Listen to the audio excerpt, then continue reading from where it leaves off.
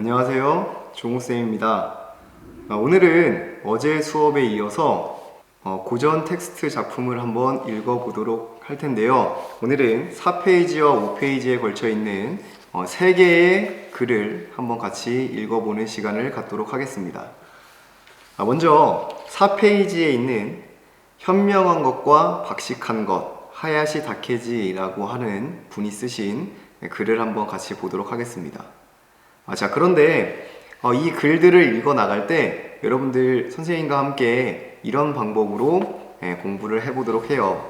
여러분들은 잠시 동영상을 멈추시고 각 문단에 번호를 붙이고 여러분들이 스스로 먼저 한번 읽어보면서 밑줄을 치면서 문단의 중심 내용들을 옆에다가 오른쪽 여백에 한번 적어보시기 바랍니다.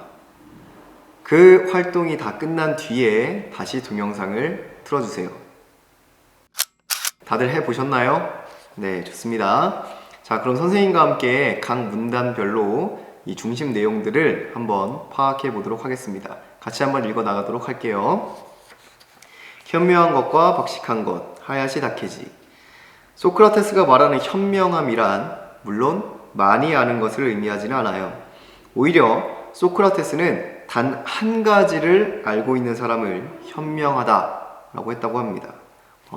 그러니까 현명한 사람들이 많은 걸 아는 사람들을 현명하다고 하지 않고 어떤 단 한 가지만 알고 있으면 그 사람을 현명하다라고 보았대요. 그럼 그 한 가지가 무엇일까 한번 같이 보도록 하겠습니다. 여기서 단 한 가지란 소크라테스 자신의 말을 빌리면 선이라고 합니다. 여러분들 보통 선이라고 하면 어떤 거라고 생각을 하시죠? 그렇죠. 착한 것을 선이라고 생각을 하는데요. 소크라테스도 과연 그랬는지 한번 계속 읽어보겠습니다. 여기서 주의할 것은 소크라테스가 말하는 선은 오늘날의 도덕적인 의미에서 선이냐 악이냐를 따질 때의 선과는 전혀 다르다라고 하는 겁니다. 우리가 일반적으로 생각하는 이 선이라는 개념과는 조금 다른 것 같습니다.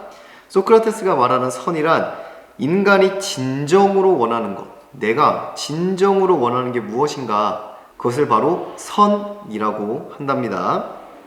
인간은 그 선을 얻어야만 비로소 만족할 수 있고 행복해질 수 있다고 해요. 따라서 인간은 그것이 선이다, 내가 진정으로 원하는 것이다 라고 하는 것을 알기 때문에 원하는 것이 아니고, 나는 그것이 내가 진정으로 원하는 것인지 모르고 그것이 또 선이라는 걸 모르지만 가슴 밑바닥에서 진정으로 무엇인가를 원할 때 그것을 바로 선이라고 한다는 거죠. 다시 말해서 참된 만족과 관련되어 있다라는 겁니다. 인간을 진정으로 행복하게 만드는 것은 그 어떤 것이라고 하더라도 선이라고 볼 수 있고, 그것이 무엇인지는 그 누구도 이게 선이야 라고 이야기를 할 수는 없다 라는 게 바로 이 소크라테스의 주장이 되겠습니다. 소크라테스가 모든 인간은 무지하다, 그렇죠. 소크라테스는 이 무지에 대해서 이야기를 했었는데요.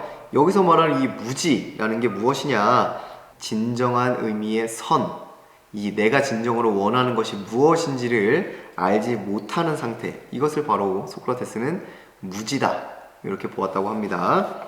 인간은 자신이 진정으로 원하는 것이 무엇인지를 잘 알지 못한다라는 거죠. 여기서 중요한 것은 소크라테스는 상식이 부족하거나, 그러니까 아는 것이 없거나, 글을 읽을 줄 모르거나, 신문을 읽을 때 정치면 기사는 뭐가 뭔지 하나도 모르겠다라고 하는 사람을 이 무지하다 혹은 무학하다라고 이야기하지 않았답니다. 그럼 뭘 무식하다, 그러니까 뭘 무지하다라고 보았냐? 오히려 학식이 있으면서도, 그러니까 아는 것이 많으면서도 배우려고 하지 않는 것이 무학이며, 참된 지혜를 갖지 못했으면서 가진 척하는 사람, 다시 말해서 잘 알지 못하면서 계속해서 아는 척하는 사람, 겸손하지 못한 사람들을 무지하다라고 보았다는 겁니다. 그들은 진정으로 자신이 원하는 것이 무엇인지를 알지 못하고 있기 때문에 이 소크라테스는 그런 사람들을 무지하다라고 본 거죠. 자, 여기서 조금 철학적인 이야기를 하자면 소크라테스가 엄밀한 의미에서 안다, 내가 무엇인가를 안다 라고 이야기를 할 때 그것은 독사라고 하는 것과 대립되는 말이라고 한답니다. 여기서 말하는 이 독사라는 건 무엇이냐면 이 참된 인식, 그러니까 이 선이라는 것에 대해서 혹은 이데아라고 하는 것에 대해서 잘 알지 못하고 낮은 수준의 인식을 갖고 있는 상태, 이런 상태를 이제 독사라고 한답니다. 쉽게 생각하면 이제 무지한 상태라고 보는 거겠죠. 독사는 예를 들어서 아름다움에 대해서 이야기를 할 때 그것이 진정으로 아름다운지 어떤지를 따져보지 않고 남들이 아름답다라고 생각하니까 혹은 자기 눈에 그냥 아름다운 것 같은데? 라고 하는 그 느낌적인 느낌으로 이 사람들이 저건 아름답다 라고 생각하는 그런 상태를 바로 이 독사라고 본다는 거죠. 이것은 지식이 부족해서 독사에 지배되고 있는 상태죠. 다시 말해서 무지하기 때문에 독사에 지배되어 있다, 이렇게 볼 수 있겠습니다. 소크라테스는 스스로를 무식하고 무지하다고 생각하는 사람들을 지혜롭다라고 보았답니다. 약간 역설적이지 않나요? 스스로가 난 잘 몰라, 난 아무것도 아는 게 없어 라고 생각하는 사람들이 지혜롭대요. 근데 여기서 말하는 건 뭘까요? 그렇죠. 아까 이야기한 것처럼 선이라고 하는 거에 대한 무지를 인정하는 것, 자신이 잘 알지 못하는 걸 인정할 수 있는 사람들이 지혜로운 사람이다, 이렇게 소크라테스는 바라보았다는 겁니다. 그리고 하찮은 지식들만 잔뜩 가졌으면서, 즉 많이 알고는 있는데 그걸 진정하게 내가 진짜 모든 걸 다 안다, 내가 정말 이 선에 대해서 잘 알고 있다 라고 우쭐대는 사람들을 무지하다면서 호되게 비판했다고 합니다. 특히 소크라테스가 말하는 선에 대한 무지는 일종의 특별한 성질이 있다고 해요. 어떤 성질이 있냐? 예를 들어서 설명하고 있습니다. 비행기를 조종할 줄 모르는 사람은 그 사실을 알고 있어서, 다시 말해서 내가 비행기를 조종할 수 없어 라는 사실을 알고 있기 때문에 비행기를 조종하려고 하는 생각을 하지 않는다. 하지만 이 선에 대한 지식이 결여되어 있는 경우, 내가 진정으로 원하는 게 무엇인지 혹은 내가 무엇을 진짜로 할 수 있는지, 이런 것들에 대해서 무지한 상태인 사람들은 자신의 무지를 깨닫지 못하고 내가 그거 할 줄 모른다, 나는 잘 모른다 라는 걸 알지 못하고 거짓 지식이나 독사가 이끄는 대로 행동하게 된다라고 보았다고 해요. 참된 지식이 없는 사람은 결국 독사의 지배를 받아서 행동하게 됩니다. 진정으로 자신이 원하는 게 무엇인지를 알지 못하기 때문에 자기가 원하지도 않는, 따라서 그것을 손에 얻어도 결코 행복해질 수 없는 그런 것들을 정신없이 쫓게 된다는 겁니다.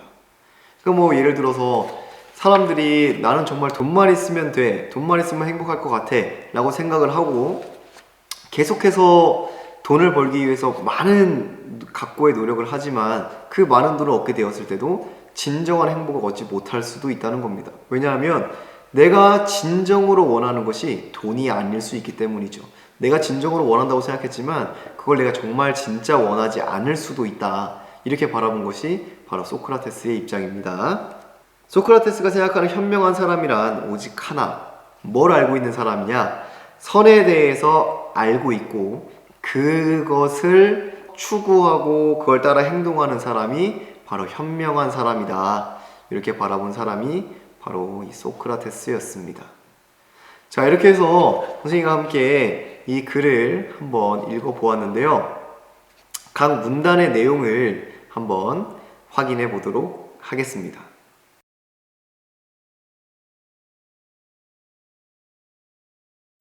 자, 선생님은 이렇게 한번 요약을 해보았는데요. 여러분들은 어떻게 요약을 했을지 궁금합니다.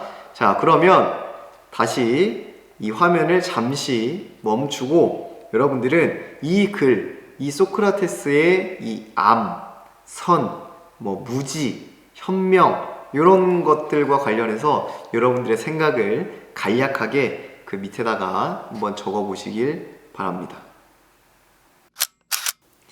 자, 그러면 우리 이제 박지원의 산문집에 그 환희지 후기라고 하는 요 글을 한번 읽어볼 텐데요.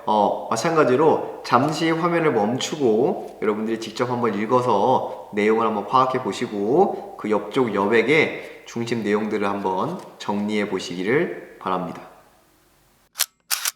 자, 그럼 선생님과 함께 한번 알아보도록 하겠습니다.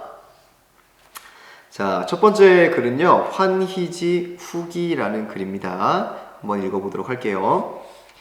화담 서경덕 선생이 밖에 나갔다가 길에서 울고 있는 자를 만났다오. 너는 왜 울고 있느냐? 하고 물으니 그가 이렇게 대답했다오. 저는 3살에 눈이 멀어 지금 40살입니다.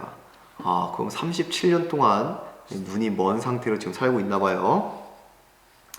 예전에 길을 갈 때에는 발에 보이는 것을 맡기고 물건을 집을 때는 손에 보이는 것을 맡기고 소리를 듣고서 누군지를 분간할 때는 귀에다 보는 것을 맡기고 냄새를 맡고서 무슨 물건인가를 살필 때는 코에다가 보는 것을 맡겼습니다. 사람들은 2 눈만 가졌지만 저에게는 손과 발과 코와 귀가 눈이 아닌 것이 없었습니다. 또 어찌 손과 발, 코와 귀뿐이겠습니까? 해가 뜨고 지는 것을 낮에는 피곤함으로 보고 물건의 모습과 빛깔은 밤의 꿈으로 보았습니다. 아무런 장애도 없고 의심과 혼란도 없었습니다. 자, 여기까지 내용을 한번 볼게요. 자, 이 사람은 3살에 눈이 멀어서 지금 37년 동안 이 장님으로 살아오고 있습니다. 자, 그러면 이 눈 쪽에 장애가 있어서 눈이 잘 보이지 않는 사람들은 어떻게 생활을 할까요? 그렇죠. 손으로 이렇게 짚어보면서 어떤 물건들을 확인하기도 하고, 걸어갈 때는 내 발에 어떤 것들이 채이는지에 따라서 어느 쪽으로 가야 할지를 정하기도 할 겁니다. 또 어떠한 소리가 들리거나 하는 것들을 통해서 이 모든 감각기관들이, 눈을 제외한 모든 감각기관들이 눈을 대신하는 그런 상태로 지금 살고 있다고 하고, 눈을 제외한 사감이라고 하죠. 4가지 감각을 통해서 이 사물들을 파악하다 보니까 어떠한 의심이나 이런 것들이 생기지 않았었다 라고 이야기를 하고 있습니다. 그런데 오늘 길을 가는 도중에 2 눈이 벼랑간 맑아지고 눈동자가 저절로 열렸습니다. 갑자기 눈이 37년 동안 눈이 뜨여지지 않았는데 갑자기 눈이 이제 떠진 거예요. 천지는 드넓고 산천이 뒤섞여 온갖 사물이 눈을 가리고 온갖 의심이 마음을 막았습니다. 눈을 감고 있을 때는 오히려 의심할 게 없었는데 눈이 번쩍 뜨이고 나니까 너무 보이는 것들도 많고 해서 내가 오히려 의심이 생겼다. 약간 역설적이네요. 보이는 게 많아져서 내가 안 보일 때보다 오히려 더 지금 혼란스러운 상태가 되었습니다. 손과 발, 코와 귀는 뒤죽박죽 착각을 일으켜 온통 예전의 일상을 잃어버렸습니다. 눈이 없을 때는 이제 그 4가지 감각을 통해서 정말 내가 이제 편안하게 이렇게 생활하고 있었는데 갑자기 새로운 감각인 눈이 띄어지게 되니까 오히려 더 혼란스러워갖고 이 제 역할을 해주던 손, 귀, 발, 코 이런 감각기관들이 오히려 더 지금 혼란스럽게 되었다. 이렇게 이제 이야기를 하고 있죠. 집이 어딘지 까마득하게 잃어버려 홀로 돌아갈 방법이 없기에 울고 있습니다. 라고 되어 있어요. 그러니까 이 사람은 눈이 보이지 않을 때는 오히려 길을 잘 찾아갔어요. 발로 이렇게 디디면서 또 손으로 이렇게 만져가면서. 근데 오히려 눈이 떠지니까 이제 집에 갈 수가 없어요. 너무 혼란스러워서. 라고 이제 이야기를 하는 거예요. 그러자 화단 선생님이 말했다오. 네가 네 지팡이에게 물어본다면 지팡이가 응당 저절로 할 것이다. 자, 이 이야기는 무엇입니까? 네가 평소에 지팡이를 짚고 다녔으니까 지팡이가 가는 대로 그걸 그냥 따라서 가면 아무 문제 없을 거야 라고 이야기를 하니까, 그러자 소경이 말했다오. 제 눈이 이미 밝아져 있으니 지팡이를 어디다 쓰겠습니까? 저 이제 눈이 다 떠졌는데 제 지팡이를 어디다 쓰겠어요? 라고 이야기를 했어요. 그랬더니 화담 선생님이 이야기를 했대요. 네 눈을 감아라. 그러면 거기에 네 집이 있을 것이다. 이건 무슨 말일까요? 그렇죠. 그러니까 눈이 떠져 있지 않을 때 되게 편안하게 집을 잘 찾아갔으니 네가 지금 눈이 떠져서 새로운 감각기관 때문에 계속 새로운 정보들이 와서 혼란스러우니 다시 눈을 감아라 라고 이야기를 하는 겁니다. 이해되시나요? 자, 계속 보겠습니다. 이로써 말해본다면 눈은 그 밝음을 믿을 수 없다오. 눈이 떠서 내가 눈으로 바라보는 것들을 믿을 수 없다. 이건 또 무슨 말일까요? 오늘 요술을 보니 요술쟁이가 속인 것이 아니라 사실은 구경하는 사람이 스스로 속은 것일 뿐이라오. 이렇게 되어 있습니다. 자, 그러면 다시 이 화면을 잠시 멈추고 여러분들은 이 글, 여러분들의 생각을 간략하게 그 밑에다가 한번 적어 보시길 바랍니다. 자, 이 글의 내용을 한번 같이 한번 생각을 해보도록 하겠습니다. 자, 결국 이런 거죠. 내가 눈이 보이지 않았을 때는 어떠한 그런 본질들, 그것들이 갖고 있는 것들을 잘 파악할 수 있었어요. 그런데 눈이라는 감각이 딱 띄어지자마자 눈에 보이는 자극에 내 정신을 빼앗겨서 그 본질들을 제대로 파악할 수 없게 되었고 또 오히려 더 혼란스럽게 되었다. 이것이 바로 지금 여기서 나오는 이 이야기의 주된 내용입니다. 여기서 얘기하고 싶은 건 뭘까요? 그렇죠. 이 눈이라는 감각 기관이 가지고 있는 것은, 우리에게 보여주고 있는 것은 진정한 그 사물의 본질이나 그것이 갖고 있는 진정한 의미를 우리가 눈을 통해서 바라보는 것은 아니다. 이렇게 우리가 볼 수 있겠어요. 눈으로 보는 것을 그대로 믿어서는 안 된다. 이런 이야기를 지금 해주고 있다 라고 볼 수 있겠습니다. 자, 그러면 다시 이 화면을 잠시 멈추고 여러분들은 이 글, 여러분들의 생각을 간략하게 그 밑에다가 한번 적어 보시길 바랍니다. 자, 다음은 오늘의 마지막 작품이죠. 낭환집서라고 하는 작품에 대해서 한번 배워볼 텐데요. 여러분들이 아까 했던 것처럼 잠시 동영상을 멈추고 여기에 있는 글에 번호를 한번 붙여보고 여기에 중심 내용들을 한번 각자 적어보시기를 바랍니다. 백호 임제가 막 말을 타려 할 때였다. 하인이 나서며 말렸다. 날이 취하셨는데쇼. 집신과 가죽신을 한 짝씩 신으셨습니다. 이거 뭔가요? 그러니까 한쪽에는 집신을, 한쪽에는 가죽신을 신었다. 짝짝이로 신었다. 너 좀 취했다. 말 타지 마라. 음주운전 하지 마라. 라고 하는 얘기죠. 백호가 꾸짖으며 말했다. 이거 뭔가요? 방귀 낀 놈이 성내는 건가요? 자, 길 오른편에서 보는 자는 내가 집신을 신었다고 할 테고 길 왼편에서 보는 자는 내가 가죽신을 신었다고 할 텐데 뭐가 잘못이란 말이냐? 아이고, 이건 또 뭔 소리입니까? 그러니까 이 말을 이제 타면 다리가, 왼쪽 다리는 이쪽, 오른쪽 다리는 이제 이쪽에 이제 놓겠죠. 근데 사람들이 지나가면서 볼 때는 요쪽에서 보는 사람은 이 오른쪽 다리가 보이는 게 아니라 이 왼쪽 다리만 보인다는 겁니다. 그러니까 이 사람 가죽신을 신었네, 혹은 뭐 집신을 신었네 라고 이제 이야기를 하겠죠. 마찬가지 반대쪽에 있는 사람은, 이 오른쪽에 있는 사람은 오른쪽 다리밖에 안 보인다는 거죠. 그러니까 오른쪽 다리밖에 안 보이니까 제대로 신었구나 라고 생각을 하지, 누가 내가 짝짝이라고 신었다고 생각을 하겠느냐. 그 사람들은 자기네가 보이는 것만 보고서 이야기를 할 텐데 라고 이야기를 하는 거죠. 이로 미루어 말하자면 세상에 보기 쉬운 것으로 발만한 것이 없으나, 그러니까 쉽게 본다는 거죠. 보는 방향이 같지 않으면 집신이 집신인지 가죽신인지도 구별하기가 어렵다. 그러므로 참되고 바른 견해는 진실로 옳다 그르다 하는 시비의 가운데 있는 것이다. 자, 그러니까 이 사람 집신 신었어, 이 사람 가죽신 신었어 라고 하는 게 의미가 있나요? 자기가 집신 신은 쪽을 바라본 사람은 집신을 신었다고 할 거고, 가죽신을 신은 걸 쪽에서 본 사람은 가죽신을 신었다고 얘기하겠죠. 그러니까 진정하고 참된 바른 견해라는 건 옳다 그르다를 이야기하는 게 아니라 그 가운데서 바라보는 걸 참된 견해다, 이렇게 보는 것이 지금 이 박지원의 입장이에요. 아까 전에 위에서 살펴봤던 거가 좀 비슷하죠. 눈으로 바라보는 것, 우리가 바라보는 것이 꼭 옳지 않을 수도 있다. 근데 여기 지금 이 낭환집서에서는 조금 더 나아가서 바라보는 게, 내가 바라보는 건 한쪽 면만 바라보는 것일 수도 있다. 그렇기 때문에 옳고 그름을 따지는 것이 별로 의미가 없을 수 있다 라고 이야기하고 있는 겁니다. 말똥구리는 자신의 경단을 아껴 여룡의 구슬을 부러워하지 않는다. 여룡 역시 자신에게 구슬이 있다고 해서 저 말똥구리의 경단을 우습지 않는다 라고 되어 있습니다.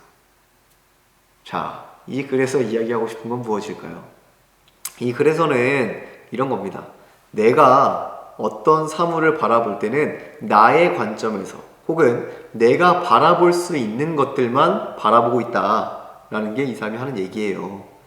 위에 있는 것과 비슷하죠. 우리가 바라보는 것이 정말 진실이 아닐 수 있고 본질이 아닐 수 있다. 혹은 눈이 본질을 파악하는데 오히려 방해가 될 수 있다. 이렇게 이야기를 하고 있습니다. 이 밑에서는 자신이 어떠한 생각을 가지고 있는지에 따라서 그 바라보는 것이 옳을 수도 있고 틀릴 수도 있다. 이렇게 이야기를 하고 있습니다. 따라서 우리가 바라보는 것에만 치중해서 옳고 그름을 따지는 것이 아니라 그 사물의 본질을 파악하는 것의 중요성을 이야기하고 있다. 이렇게 볼 수 있겠습니다. 자, 이렇게 해서 선생님과 함께 이 글을 한번 읽어보았는데요. 각 문단의 내용을 한번 확인해 보도록 하겠습니다.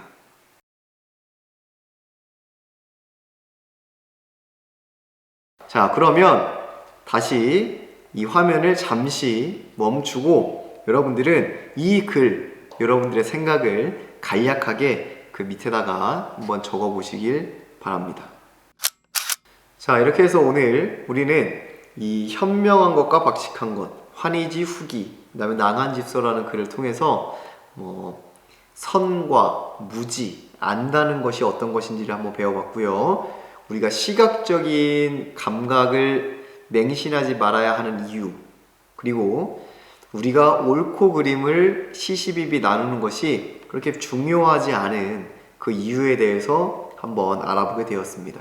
자, 여러분들의 생각을 사진으로 찍어서 선생님에게 과제로 제출해 주시길 바랍니다. 오늘도 고생 많았고요. 다음 시간에 다시 만나도록 하겠습니다. 안녕.